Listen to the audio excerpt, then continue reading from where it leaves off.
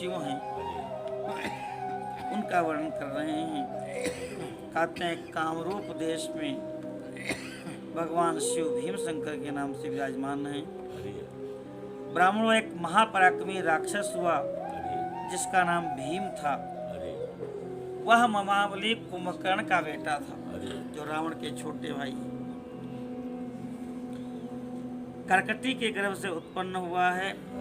सह पर्वत पर अपनी माँ के साथ रहता है। एक दिन उसने माँ से पूछा कि माँ, मेरे पिताजी कहाँ हैं? तुम अकेली यहाँ पर क्यों रहती हो? करकटी बोली, बेटा, रावण के छोटे भाई कुंभकर्ण तेरे पिता थे। उनको महाबली वीर श्री राम ने वध कर दिया। मेरे पिता का नाम करकट और माता का नाम पुष्कसी था। विराध मेरे पति थे और उन विराध को भी राम जी ने वध कर दिया था।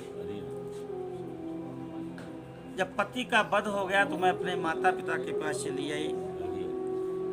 एक दिन मेरे माता पिता अगस्त्य मुनि के शिष्य सुदीक्षण को अपना आहार बनाने के लिए गए थे।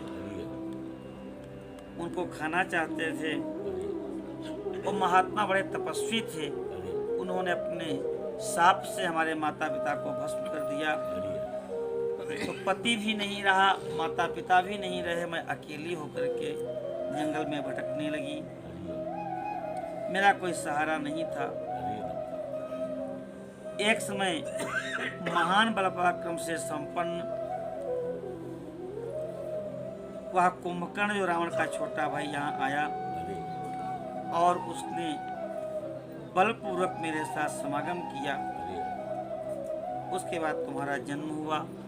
फिर तुम्हारे पिता को भी भगवान राम ने मार डाला। अब मैं तुम्हारे सहारे ही रह करके यहाँ पर समय बिता रही हूँ। सूर्य कहते हैं, माँ करकटी यह बात सुन करके वह जो भीम नाम का राक्षस था बड़ा कुपित हुआ और उसने कहा, जिसने हमारे पिता को मार डाला, मेरे नाना नानी को मार डाला और विराध का ही वध किया, यदि मैं अपने पिता का पुत्र हूँ तो उस विष्णु का वध मैं अवश्य करूँगा।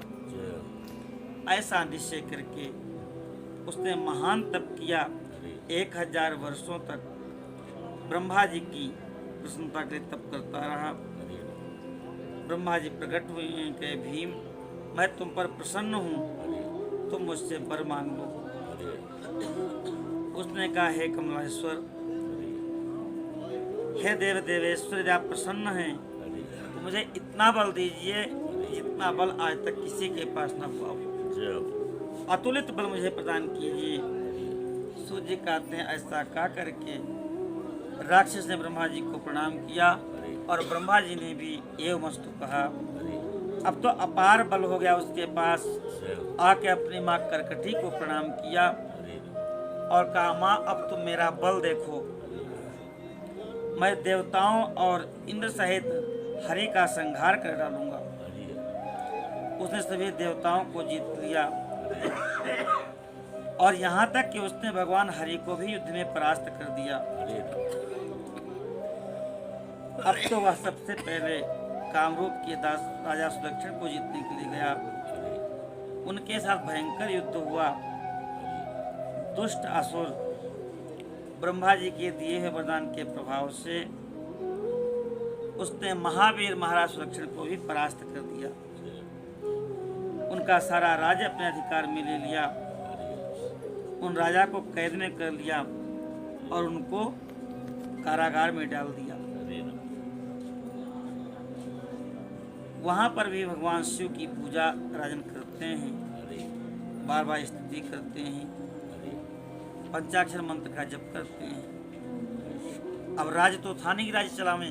कारागार में केवल भगवान की पूजा थी, निरंतर पूजा करते रहते हैं। उनकी सती साध्वी पत्नी जो दक्षिणा है वह भी पूजन कर रही हैं। प्रतिदिन उन्हीं की आराधना में लगे रहते हैं। और इधर यह राक्षस भीम धर्म का लोप करने लगा, ऋषियों को वध करने लगा। अनेक प्रकार से वेद शास्त्रों स्मृतियों पुराणों का लोप करके वह स्वयं सारे यज्ञों का भोग करने लगा। सब के सब देवता महाकोशी नदी के तट पर गए हैं, शिव जी की स्तुति किया है। भगवान शिव ने कहा, महर्षियों में प्रसन्न हूँ, बताओ मैं तुम्हारा कौन सा कार्य करूं। देवता बोले, आप अंतर्यामी हैं। महेश्वर कुंभकर्ण से उत्पन्न करकटे का पुत्र भीम ब्रह्मा जी के वश से शक्तिशाली हो गया है, सारे लोक को पीड़ित कर रहा है। आप कृपा करके उस राक्षस का वध कर दीजिए।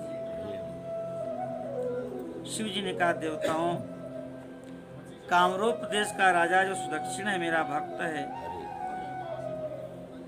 उससे मेरा एक संदेश कह दो, फिर तुम्हारा कार्य पूर्ण हो जाएगा। उससे कहना, कामरूप देश के अधिपति महाराज सुदक्षिण, तुम मेरे विशेष भक्त हो, विशेष भजन कर रहे हो। दुष्ट राक्षस भीम ब्रह्मा जी के बल से बलवान होकर तुम्हारा तिरस्कार कर रहा है। अब मैं इसको मार डालूंगा, इसमें संदेह नहीं है। सूर्य जी कहते हैं, देवताओं ने जाकर के महाराज सुदक्षिण को संदेश दिया और अपने अपने लोक को चले गए हैं। शिव जी अपने भक्त की रक्षा करने के लिए राजा के पास आए हैं और गुप्त रूप से वहीं ठहर गए हैं। उसी समय किसी राक्षस ने जाके कहा भीम से कि जिस राजा को तुमने जेल में बंद किया है, वह तुम्हारे नाश के लिए शंकर जी की पूजा कर रहा है। यह सुनते ही वो भीम कुपित हो गया। उसने नंगी तलवार लिया और राजा का सिर काटने के लिए वहां पर आ गया है। उसने ये मान लिया कि हमको नाश करने के लिए ही पूजा कर रहा है। सब सामग्रियों सहित कहा, मैं इस राजा को नष्ट कर देता हूँ। भयंकर गर्जना किया उस राजा के ऊपर।